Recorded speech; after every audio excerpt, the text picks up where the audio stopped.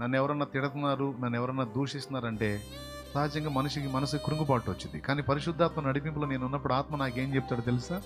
గొప్ప మేలు నీకు సిద్ధపరచబడి ఉంది, అది పొందుటకు ముందు ఈ శోధన నీకు కలిగింది, మౌనం కలిగి సహించు, నువ్వు ఊహించిన దానికంటే ఉత్తమమైన మేలు నీకు రాబోతుంది, అది నువ్వు అనుభవించబోతున్నావు. టెంప్ట్ కానివ్వడు, తొందరపడనివ్వడు. వెయిట్ ఆగా అంటాడు, ఓపిక బట్టి అంటాడు.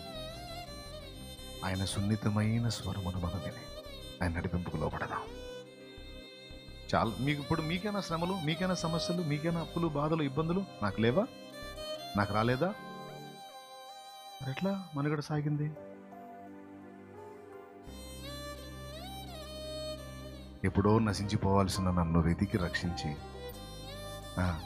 నన్ను దేవుని సేవలోకి తీసుకొచ్చి సంవత్సరాలుగా నన్ను నడిపిస్తూ క్షణమైనా నన్ను ఎడబాయకుండా మానక కృప చూపుతూ, కృంగిన వేళ ధైర్యపరుస్తూ, నింద మోసిన వేళ, తమ్ముడా నిన్ను అనేది 4-5 కావచ్చు.